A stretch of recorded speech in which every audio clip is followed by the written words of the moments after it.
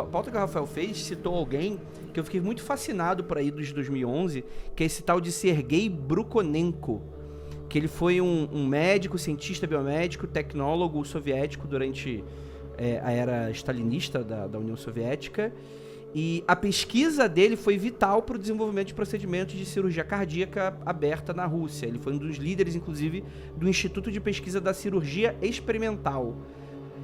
E a ideia é que ele ficou muito conhecido por tentar... Como é que eu posso falar isso? Porque não é que ele dava vida, mas ele tentava criar máquinas que emulavam órgãos. Então tem um experimento dele que ficou muito conhecido, que foi o experimento da cabeça decepada de cachorro, que ele, em teoria não, na prática mantinha cabeças de cachorro viva através da máquina. Cara, isso é bizarro. Ligava a cabeça do cachorro de uma máquina de pulmão, uma máquina de coração, gerava eletricidade ali na manivela mesmo. E você gira uma manivela, a cabeça de cachorro tá viva. É muito doido isso, cara. É muito doido. Tem um vídeo no YouTube que, se eu não me engano, esse vídeo, ele não é real, ele é uma espécie de ficcionalização desse procedimento. Eu acho que não tem filmagem disso, se eu não me engano.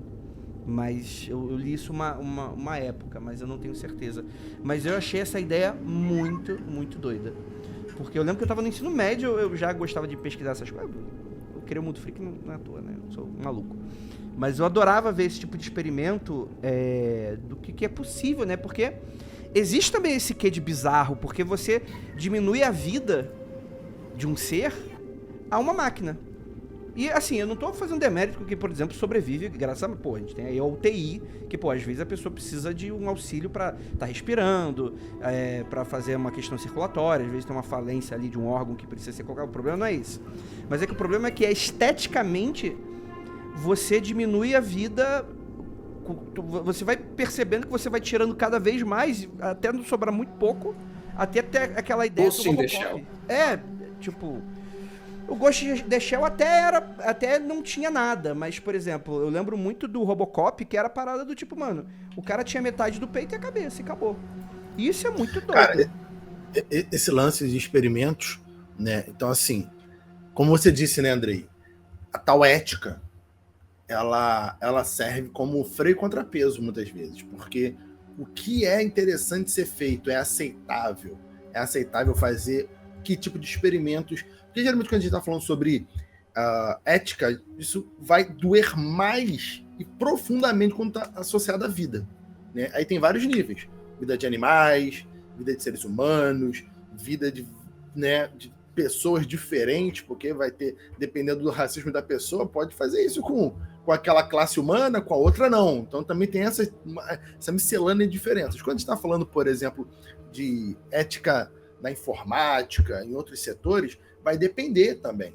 Mas, geralmente, nada é tão caro quanto a criação, a manipulação da vida. Por isso que, por exemplo, a ética da IA, né, muita gente vai falar de IA, quando vai falar de inteligência artificial, tem todo esse lance da ética, porque a IA está criando alguma coisa, uma inteligência, é vida, não é? Então, isso implica muito. Então, esses médicos, tipo, como você falou, né, da literatura, do Victor Frankenstein e tanto outros, eles implicam nessa ética humana de manipulação do corpo, da vida. Pode ser feito, não pode ser feito, isso é ético, não é ético? Mas se autorizar, não autorizar. Então, é daí para absurdos, né? Tem coisas que, de fato, a ciência desenvolveu mais rápido porque ignorou completamente a ética, mas o custo humano é caríssimo. E isso que sempre tem que ser pensado sobre, né? Descobrir novos medicamentos, novas formas de cirurgia, a que custo? Né? Hoje pode salvar pessoas, mas é muito caro. Era uma corrente filosófica muito forte na União Soviética na época mesmo, a maquinização do ser humano, né? Tanto de forma comportamental como de forma anatômica. Eles perseguiam essa corrente filosófica de que o seu lugar na sociedade é um pedaço de máquina, e como de forma comportamental, e o seu corpo também é uma máquina. Uma coisa justifica a outra nessa ideia, né? Não estou dizendo que todo soviético pensava assim, era uma corrente filosófica entre os pensadores da época, isso existia.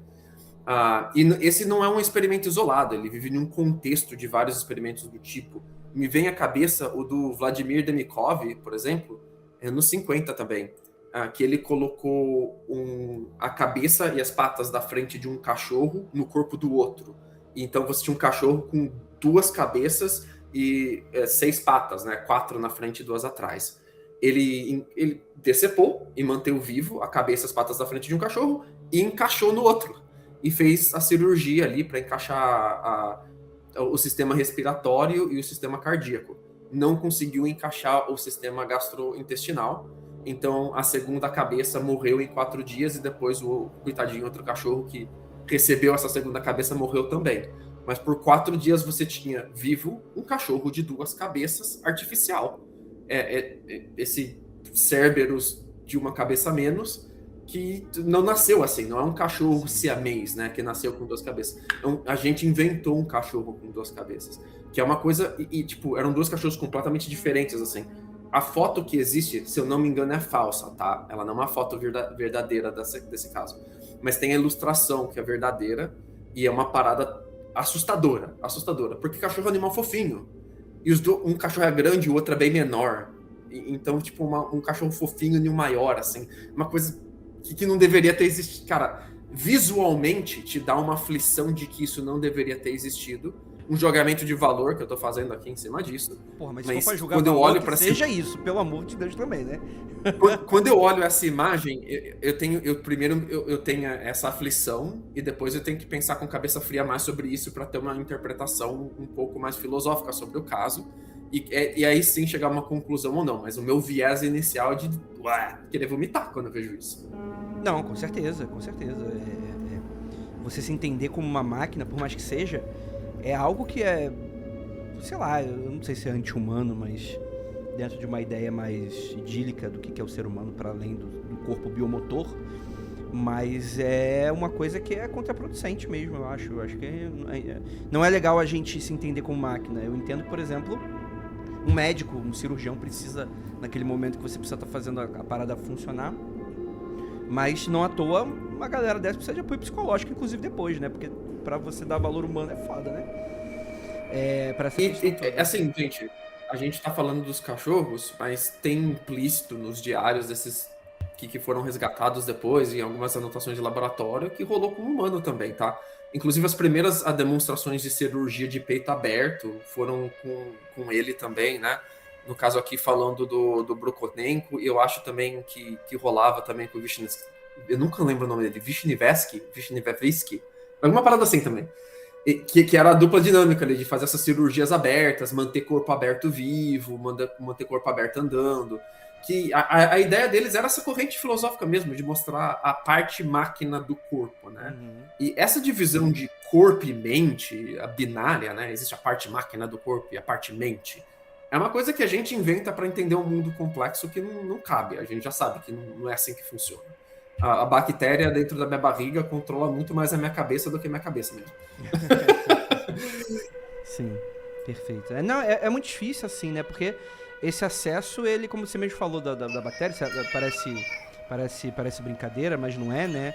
A nossa flora intestinal, o nosso intestino é considerado um segundo cérebro, né? Então, não dá pra você simplesmente dissecar um ser humano e remontar ele achando que vai ser um ser humano no final. Existe todo um processo que ele é multifatorial pra ser o que a gente é. Não é sangue, um pulmão que define o que a gente é, né? Mas se você tá pensando no monstro de Frankenstein, ele passa pelo Galvani, que dava choque, né? Um experimento com eletricidade. Ele passa pelo Tesla, porque o cenário ali de laboratório lembra muito os galpões do Tesla. E assim, as coisas, a época não bate, tá, gente? É porque é o que tava, era o zeitgeist da época, né? Era isso. Ele passa pelo Voltaire, e ele vai depois, essa estética, é engraçado como funciona essa ficção científica, né? Porque ela é baseada em coisas verdadeiras, ela gera uma estética, e depois a gente persegue essa ideia, a gente persegue essa estética, e a ciência alcança aquilo, né? Então, muitos desses experimentos que a gente tava falando, que a gente tá conversando, no fim mesmo, o cara, ele quer gerar o monstro de Frankenstein. A ideia é essa. Sim. O objetivo é esse, o objetivo final é esse. É criar vida. É? Ser Deus. Brincar de Deus. o Deus ex machina, né? O monstro e a máquina, o Deus e a invenção dele. Qual é o meu propósito, Deus? O seu propósito é passar manteiga. Você passa manteiga. Até aí tudo bem, né? Os deuses criaram os Anunnaki, os deuses não queriam trabalhar, eles criaram os Anunnaki. Aí os Anunnaki não queriam trabalhar, eles criaram os seres humanos. É isso, no final de contas, é essa porra aí. Ninguém quer E o trabalhar. ser humano vai criar AI. Porque o ser humano não quer trabalhar. Quem quer, né, Rafael? Aí não tem como discutir, não. A história de uma civilização inteira é ninguém quer virar uma laje. É isso. Exatamente. Quem quer, né? Aproveitando que estamos na Rússia, estamos na União Soviética, temos aqui, né, estamos bem soviéticos hoje. Temos aqui o nosso Ilya Ivanovich Ivanov, que inclusive não está na pauta, mas que... Eu tirei, porque tem muito soviético. Ah, é? Ah, entendi. Eu quis deixar mais plural, senão o pessoal fala assim, nossa, está implicando com os soviéticos, Jacaúna. Além de cético, virou capitalista? Aí eu falei assim, vou botar um só. Vai se fuder também, né, caralho? Que a União Soviética caia, que já caiu, e meu pau cresça. Vambora. Ilya Ivanov, vamos lá. Cara, a gente já citou muito ao passando o Mundo Freak, não lembro se a gente tem... Eu acho que a gente não tem um episódio só sobre ele, mas eu lembro da gente já ter citado. Ele era um veterinário cientista especializado em inseminação artificial e hibridificação interespecífica de animais. É isso mesmo que você escutou. Ele ficou muito conhecido na União Soviética por tentar colocar em prática a ideia que ele tinha de criar uma espécie de super-humano, que é hibridizar o homem com o macaco. Quem nunca, né, gente? Então, a ideia geral é como se você... A lógica é como se fosse uma raça de cachorro. Eu sei que não é assim que funciona, tá, gente? Mas na cabeça desses experimentos era como se fosse. Você pegar um chimpanzé, um ser humano, se você conseguir unir as duas coisas, você consegue fazer aí talvez um super-humano. Ou seja, um humano com a força de um símio. Porque pra quem não sabe, né, macacos, no geral, gorilas, chimpanzés, orangotangos, eles têm muito mais força que um ser humano. Por mais que compartilhemos mais ou menos da mesma altura, das mesmas dimensões, mais ou menos, é óbvio, mas eles têm muito mais força. Então a ideia era criar uma espécie de exército. E o Ivanovich, é verdade, Ilya Ivanovich Ivanov, ele tentou, lá, a gente tá falando aqui início do século XX, tá? Bem ali, já início da União Soviética, etc e tal, ele já tinha experiências de hibridização na África. E aí ele tenta fazer algumas pesquisas. A primeira tentativa dele é que ele tenta inseminar com duas espécimes humanos, espermas humanos, chimpanzés. E não dá certo, né? Não gera nada. Mais pra frente, alguns anos depois, ele volta para a União Soviética com uma ideia, falou, pô, já que dessa forma não deu certo, vamos fazer ao contrário. E se a gente pegasse um macaco e pegasse o esperma e colocasse em espécimes humanas, mulheres? Foram escolhidas umas 5 garotas e por mais que ele tivesse planejado, não rolou. Não conseguiu, porque rolou um problema de timing. O orangotango que ele ia usar, que era o único que estava apto. Com a agenda completa, uma né? vida, tava livre de agenda ali. Que coisa horrível, Jesus amado. Que pauta. Por que a gente foi ter essa ideia dessa pauta? Puta que pariu. Eu falei pra não falar desse. Você que falou que eu não botei ele na pauta. O entendeu? único sexualmente maduro era o orangotango, só que ele acabou morrendo. Ele acaba descobrindo depois que ele morreu. E não deu tempo do chimpanzé chegarem. Eu tô falando sério, tá, gente? O iFood demorou. E aí, acabou que por timing ele acabou não seguindo o projeto. Com a queda da União Soviética, ele vai ser preso e vai trabalhar forçadamente aí numa organização aí de veterinária até seus últimos dias, né? Mas ele era um cara muito... Era trabalho pra ele de veterinário depois disso. Parabéns, galera. Sim. E cara... Afinal, por que não? Eu tenho um outro amigo russo bem parecido com esse, que é o Dr. Voronov. Mas o Dr. Voronov, ele, apesar de ele ser russo, isso é de 1860, tá? Entre 1860 e 1920, mais ou menos, ele passou um bom tempo na França e na Inglaterra.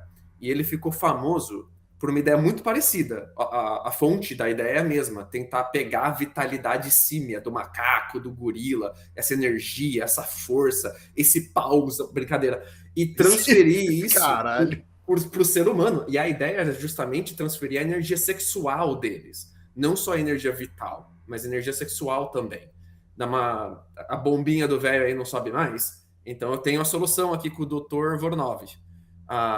E o que ele fazia? Ele pegava partes do saco escrotal dos animais, no caso chimpanzé e outros tipos de macaco, e ele extraía parte da bola do saco do bicho, tirava uma fatiazinha fininha, e ele fazia um salaminho, e ele fazia uma cirurgia que ele colocava isso, a maioria das vezes, na parte de fora do seu saco. Então ele tirava a pele do seu saco e colocava a parte da bola do animal ali, ou às vezes ele enfiava dentro do seu saco mesmo, que deveria dar uma infecção muito legal ali na época, né? E a ideia que ele tinha era que essa energia vital dos símios ia passar para o ser humano através das bolas, que era a nossa fonte de energia vital, de acordo com ele, e com isso você ia principalmente rejuvenescer. A parada dele era anti-aging, era você rejuvenescer ou envelhecer de forma muito mais devagar, ou recobrar aquela energia de quando você tem 20 anos, 18 anos, sabe? Aquela força, aquela energia, aquele vigor, aquela potência sexual de quando você era muito jovem. Eu não sei do que você tá falando, não, porque eu tô assim mesmo, assim, exatamente assim. E ele ficou muito famoso entre a elite francesa e a elite inglesa. Inclusive, o time de Newcastle, entre a Primeira e a Segunda Guerra Mundial, ele tinha um técnico que era o gerente técnico do time. Esqueci o nome do maluco, cara. Mas que ele só contratava os jogadores para jogar no Newcastle. Newcastle é time de Premier League, tá, galera? Time de futebol mesmo. Uhum. Ele só contratava a galera para jogar no Newcastle se você concordasse em fazer esse tipo de cirurgia. Então, os jogadores de Newcastle todos tinham bola de macaco no saco deles. Eu tô fazendo piada, eu tô só contratado se tivesse bola de macaco. Eu tô fazendo piada e era sério, Lucas, não é possível. E às vezes ele vendia pó pra você cheirar pó de saco de macaco. Ele tentava. Tinha versão feminina também, de você injetar líquido de vagina de macaca. Aí eu fico impressionado que a galera tem a coragem de falar que os europeus são civilizados, pô. A sociedade civilizada, o pessoal avançado, o pessoal inteligente. Puta que pariu, maluco. E assim, na moral. Ele construiu uma... No final, ele morreu descreditado, tá? Completamente escanteado da ciência. Os doutores e médicos da época destruíram com a reputação dele. Demorou muito tempo, mas ele morreu muito rico, com uma fortuna muito grande. Ele tinha um castelo com uma puta de uma propriedade gigante. Ele foge dos nazistas para os Estados Unidos, fica um tempo nos Estados Unidos, depois ele volta, e o castelo dele foi bombardeado e destruído. E se ele não tivesse morrido, ele ia ter reconstruído o castelo dele para... Partes do castelo dele eram realmente dungeons, assim, laboratórios bem estilo começo do século XX, para ele fazer essas cirurgias malucas que ele fazia. E a grande inspiração dele foi um tempo onde ele foi para o Egito e ele conheceu um monastério de eunucos no Egito. E ele percebeu que os eunucos eles eram mais flácidos, não tinham força muscular, ficavam carecas, o pelo caía. Então, vendo os eunucos que eram decepados, né, não tinham os órgãos sexuais, porque eles tinham modificação muito severa no corpo deles por causa de falta hormonal, né? O testículo é sua fonte de testosterona. Ele associou isso com bola de macaco, de algum jeito, e ali nasceu a inspiração dos eunucos no Egito. Se eu não me engano, eram eunucos franceses, tá? Não eram eunucos egípcios, não. Mas trabalhando perto de um monastério no Egito. E a gente não sabe muito bem desse período dele no Egito, mas a ideia dos macacos vem dali. Então, reza a lenda que os primeiros experimentos dele foi com os eunucos, de recortar as bolas inteiras dos animais para tentar colocar nos eunucos. E os eunucos topavam, porque eles queriam recuperar aquele órgão que foi decapado. Então, cara, muito doido. Tá muito próximo de um mundo freak proibido, viu? Vamos. Tá muito próximo. Vocês Coladinho. aí que torcem pro Magpies. Magpies é o Newcastle, tá? Não sabiam dessa, né, galera? Caraca, bicho. É verdade. Agora, vai ver se o Vasco da Gama tem uma parada. Não tem, né? No máximo tem as E o derrotas. Vasco da Gama? Brincadeira. Não, O Vasco da Gama tem uma história linda com o racismo. Foi um dos primeiros times brasileiros a fazerem uma luta aberta contra o racismo e contra o classismo também, que é tudo misturado no Brasil no final das contas. É linda, linda, linda a história do Vasco, da história como eles construíram o estádio deles, com toda a galera do bairro construindo tijolo na marra, de noite, depois do trabalho. O Vasco tem uma das histórias mais lindas de time de futebol no Brasil, tá?